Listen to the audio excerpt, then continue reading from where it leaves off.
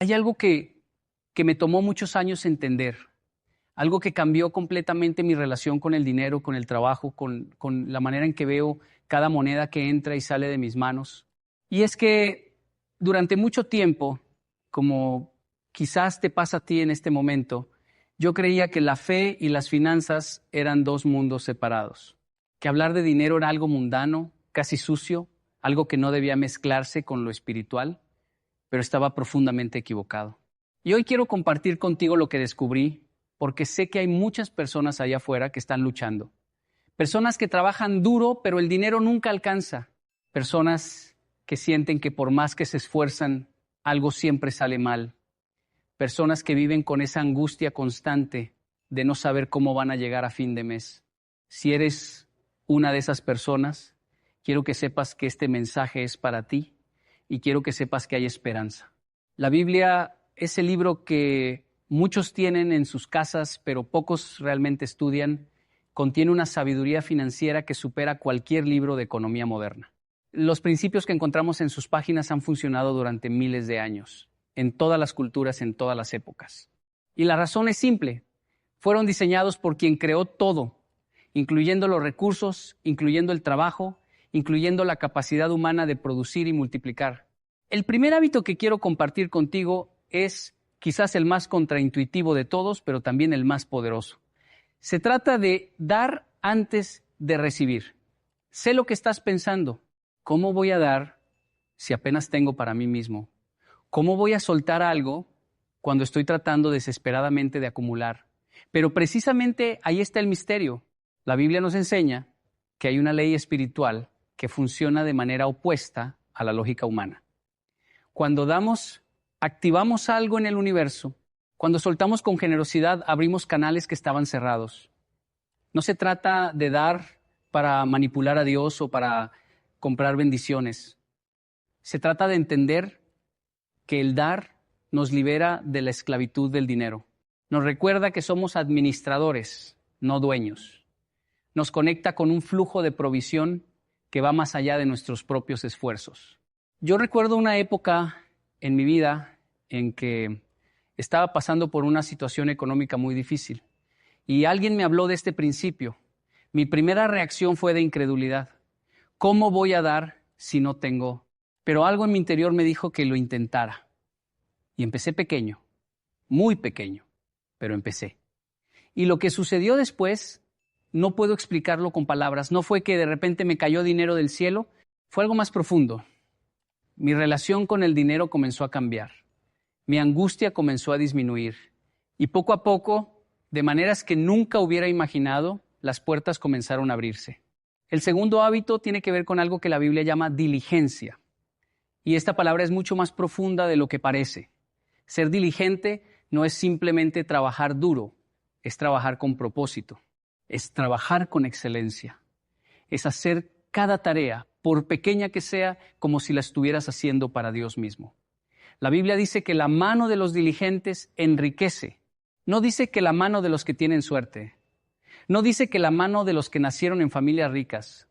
Dice que la mano de los diligentes. Eso significa que hay algo en tu control. Hay algo que puedes hacer hoy, mañana, cada día, que va a cambiar tu situación. He conocido personas que esperan que su situación económica cambie, pero no están dispuestas a cambiar sus hábitos de trabajo. Esperan resultados diferentes haciendo exactamente lo mismo. Pero la diligencia implica levantarse cuando otros duermen. Implica seguir trabajando cuando otros se rinden. Implica buscar maneras de mejorar, de aprender, de crecer. No es esclavitud al trabajo, es excelencia en el trabajo. Hay una diferencia enorme.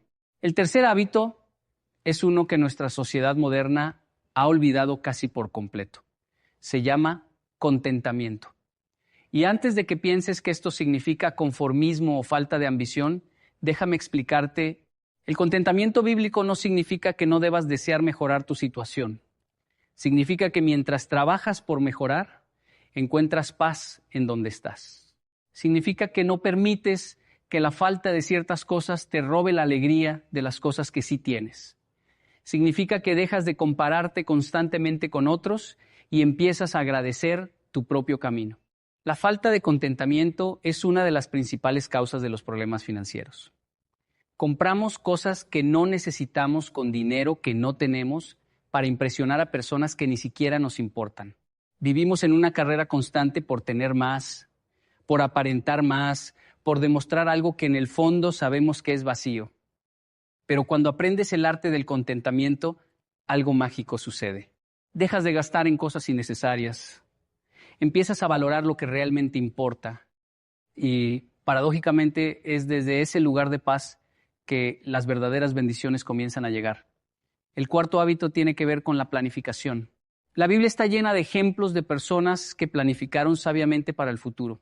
José en Egipto es quizás el más conocido. Durante 7 años de abundancia, guardó provisiones para los 7 años de escasez que vendrían después. No fue improvisación, fue planificación divina ejecutada con disciplina humana. Y gracias a esa planificación, no solo él sobrevivió, sino que salvó a naciones enteras. ¿Cuántos de nosotros vivimos sin ningún plan financiero? ¿Cuántos gastamos todo lo que entra sin pensar en el mañana? ¿Cuántos esperamos que las emergencias simplemente no sucedan porque no tenemos cómo enfrentarlas? Pero la sabiduría bíblica nos llama a ser como la hormiga, que guarda en verano para tener en invierno. Nos llama a pensar a largo plazo. Nos llama a ser previsores, no imprudentes. Esto no significa vivir con miedo al futuro. Significa vivir con sabiduría en el presente. Significa que de cada ingreso que recibas, apartes algo para tiempos difíciles. Significa que tengas claridad sobre tus gastos, tus deudas, tus metas. Significa que dejes de vivir a ciegas y empieces a caminar con un mapa. El quinto hábito es evitar las deudas innecesarias. La Biblia dice que el que toma prestado es esclavo del que presta. Y esa es una verdad que millones de personas experimentan cada día.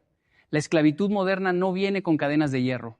Viene con tarjetas de crédito, con préstamos con intereses abusivos, con la trampa del compre ahora y pague después. Yo no estoy diciendo que toda deuda sea mala. Hay deudas que pueden ser herramientas para crecer, como una deuda para educación o para un negocio bien planificado.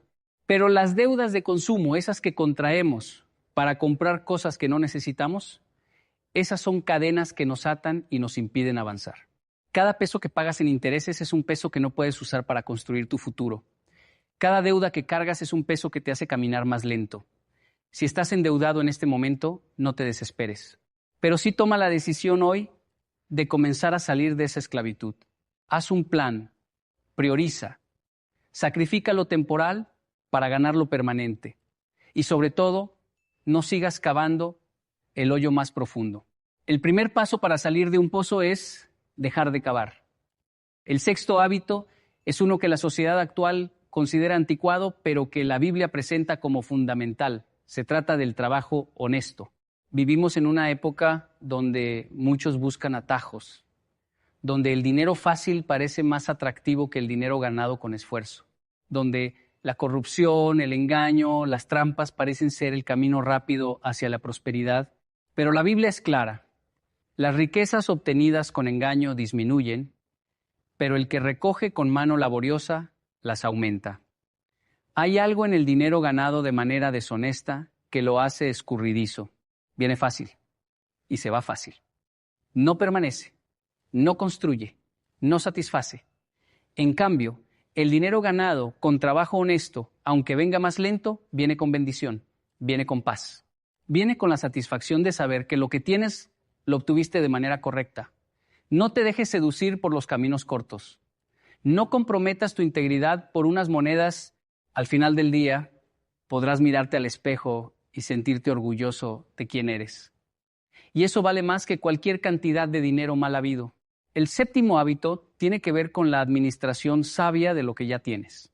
La Biblia cuenta una historia sobre un hombre que le dio talentos a sus siervos antes de partir de viaje.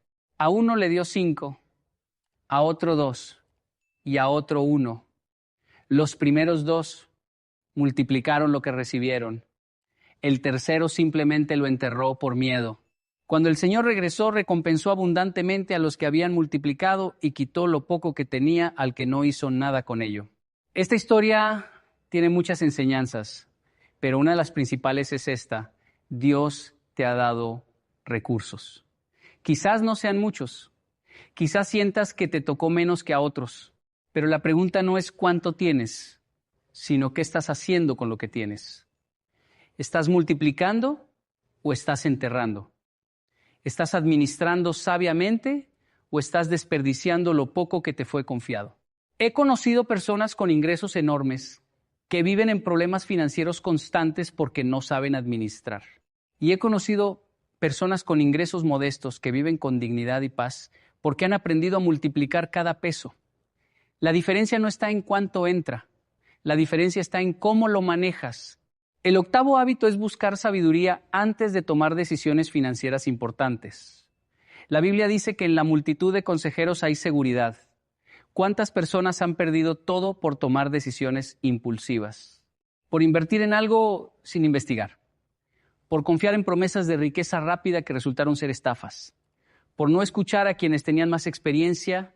La humildad de buscar consejo es una de las marcas de las personas verdaderamente sabias. No creen que lo saben todo. No se lanzan a ciegas. Preguntan, investigan, escuchan y solo después de haber considerado múltiples perspectivas, toman sus decisiones. Eso no garantiza que nunca cometerán errores, pero reduce dramáticamente las probabilidades de desastres evitables. Si estás considerando una inversión importante, una compra grande, un cambio de trabajo, un negocio nuevo, no te apresures. Busca a personas que hayan caminado ese camino antes. Escucha tanto a los que tuvieron éxito como a los que fracasaron. Aprende de la experiencia de otros para no tener que pagar el precio de aprender solo de tus propios errores. El noveno hábito es algo que la Biblia llama fidelidad en lo poco. Antes de que Dios te confíe mucho, quiere ver cómo manejas lo poco.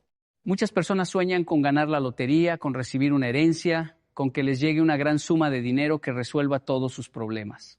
Pero la verdad es que si no has aprendido a manejar poco, tampoco sabrás manejar mucho. Las estadísticas muestran que un porcentaje altísimo de personas que ganan la lotería terminan en peores condiciones económicas que antes de ganarla, porque el dinero en manos de alguien sin sabiduría financiera es como agua entre los dedos. Se escapa sin importar cuánto sea. Por eso, en lugar de soñar con grandes cantidades, enfócate en ser fiel con lo que ya tienes. Si ganas 100, aprende a administrar esos 100 con sabiduría. Si ganas 1000, aplica los mismos principios. Y cuando llegue el momento de manejar más, porque llegará si eres fiel, estarás preparado para no perderlo. El 10º hábito, y quizás el que engloba a todos los demás, es poner a Dios en el centro de tus finanzas. La Biblia dice que busquemos primero el reino de Dios y su justicia, y todas las demás cosas nos serán añadidas. No dice que busquemos primero el dinero y después a Dios. No dice que cuando tengamos resuelto lo económico, entonces nos dediquemos a lo espiritual. Dice que el orden correcto es al revés. Esto puede sonar abstracto, pero tiene aplicaciones muy prácticas. Significa que tus decisiones financieras están guiadas por principios eternos, no por la codicia del momento. Significa que no estás dispuesto a comprometer tu integridad por dinero. Significa que reconoces que todo lo que tienes viene de arriba y que eres un administrador, no un dueño. Significa que tu seguridad no está en tu cuenta bancaria, sino en quien te la dio. Cuando pones a Dios en el centro, algo cambia en tu interior. La ansiedad disminuye. La codicia pierde su poder. Las prioridades se aclaran. Y desde ese lugar de paz espiritual tomas mejores decisiones financieras. No porque estés tratando de manipular al cielo para que te bendiga, sino porque estás alineado con los principios que hacen que las bendiciones fluyan naturalmente. Estos 10 hábitos no son fórmulas mágicas. No van a cambiar tu situación de la noche a la mañana. Pero si los aplicas con constancia, si los conviertes en parte de tu vida diaria, si permites que transformen no solo tu cuenta bancaria, sino tu corazón, verás cambios que nunca imaginaste posibles. Yo lo he vivido. He visto a personas que estaban en la ruina total levantarse aplicando estos principios. He visto familias que vivían ahogadas en deudas encontrar libertad financiera. He visto negocios que parecían condenados al fracaso florecer cuando sus dueños alinearon sus prácticas con la sabiduría bíblica. No es magia, es obediencia. No es suerte, es disciplina. No es casualidad, es siembra y cosecha. Quiero que entiendas algo importante. El dinero en sí mismo no es malo. La Biblia no condena la riqueza. Lo que condena es el amor al dinero. Lo que condena es poner las riquezas en el lugar que solo Dios debe ocupar. Lo que condena es obtener dinero de maneras deshonestas o usarlo de maneras egoístas. Pero el dinero bien habido y bien usado es una herramienta poderosa. Puede alimentar a tu familia, puede educar a tus hijos, puede ayudar a los necesitados, puede construir proyectos que beneficien a muchos. Puede ser una bendición en tus manos si aprendes a manejarlo con sabiduría. Por eso estos hábitos son tan importantes. No para que te vuelvas rico y te olvides de todo lo demás, sino para que tengas los recursos necesarios para cumplir el propósito para el que fuiste creado. Para que no estés tan preocupado por sobrevivir que no tengas energía para vivir de verdad. Para que puedas ser de bendición para otros en lugar de ser una carga. Hay algo que aprendí en mi camino por la vida y que quiero dejarte grabado en el corazón. La prosperidad verdadera no se mide solo en números, se mide en paz, se mide en relaciones saludables, se mide en propósito, se mide en la capacidad de dormir tranquilo por las noches sabiendo que estás en el camino correcto. He conocido personas millonarias que viven atormentadas y he conocido personas con recursos modestos que viven en una abundancia que el dinero no puede comprar. La diferencia está en el corazón, la diferencia está en los principios. La diferencia está en haber entendido que la vida es mucho más que acumular cosas, pero también he visto el otro extremo, personas que espiritualizan la pobreza como si fuera una virtud, que creen que ser pobre los hace más santos, que rechazan la prosperidad como si fuera algo sucio. Eso tampoco es bíblico. Dios quiere que tengas lo necesario y más. Quiere que prosperes. Quiere que tengas para dar. Pero quiere que esa prosperidad venga acompañada de sabiduría, de generosidad, de un corazón que reconoce de dónde vienen todas las cosas buenas. Así que, si estás pasando por dificultades económicas en este momento, no te desesperes. Hay un camino. Estos hábitos que te he compartido son ese camino. No son atajos. No son promesas de riqueza instantánea. Son principios probados por el tiempo que, si los aplicas con paciencia y constancia, transformarán tu situación. Empieza hoy, no mañana, no cuando las cosas mejoren. Hoy, con lo poco o mucho que tengas, con la situación en la que estés, da el primer paso, y luego el segundo, y luego el tercero, y antes de que te des cuenta, estarás en un lugar completamente diferente. La Biblia está llena de historias de personas que pasaron de la escasez a la abundancia, de personas que estaban en el fondo y fueron levantadas, de personas que parecían no tener esperanza y terminaron siendo ejemplos de prosperidad. Y si Dios lo hizo con ellos, puede hacerlo contigo. No estás solo en este camino, no estás abandonado, no estás destinado a vivir siempre en estrechez. Hay un propósito para tu vida que incluye tener los recursos necesarios para cumplirlo. Y ese propósito se activa cuando decides vivir de acuerdo a los principios que te fueron dados desde el principio de los tiempos. Yo creo en ti, creo en tu capacidad de cambiar. Creo que si has llegado hasta aquí escuchando este mensaje, no es casualidad. Hay algo en tu interior que está listo para despertar. Hay una semilla de transformación que está esperando ser regada. Y hoy, con estas palabras, con estos principios, estás recibiendo el agua que esa semilla necesitaba. Levántate, sacúdete el polvo de los fracasos pasados. Deja atrás la vergüenza de los errores cometidos. Hoy es un nuevo día. Hoy es el primer día del resto de tu historia financiera. Y esa historia puede ser completamente diferente si decides vivirla de acuerdo a la sabiduría que nunca falla. El dinero va y viene. Las circunstancias cambian. Los mercados suben y bajan, pero los principios permanecen. Y quien construye su vida financiera sobre principios eternos, construye sobre roca, no sobre arena. Y cuando vengan las tormentas, porque vendrán, su casa permanecerá en pie. Eso es lo que deseo para ti. No solo que tengas más dinero, aunque también lo deseo, sino que tengas la sabiduría para manejarlo. que tengas la paz que viene de saber que estás en el camino correcto, que tengas la libertad de no ser esclavo de las deudas ni del consumismo, que tengas la generosidad de poder bendecir a otros, que tengas la seguridad de saber que tu provisión no depende solo de tus fuerzas, sino de quien prometió nunca dejarte ni abandonarte. Esa es la verdadera prosperidad. Esa es la economía del reino. Esa es la vida abundante que te fue prometida y que hoy puedes comenzar a vivir, dar antes de recibir, trabajar con diligencia, cultivar el contentamiento, planificar para el futuro, evitar las deudas innecesarias, trabajar con honestidad, administrar sabiamente, buscar consejo, ser fiel en lo poco y poner a Dios en el centro. 10 hábitos, 10 llaves, 10 puertas hacia una vida financiera diferente. La decisión es tuya, el momento es ahora, el camino está frente a ti. Solo tienes que dar el primer paso. Y cuando lo hagas, cuando comiences a caminar en estos principios, descubrirás algo maravilloso.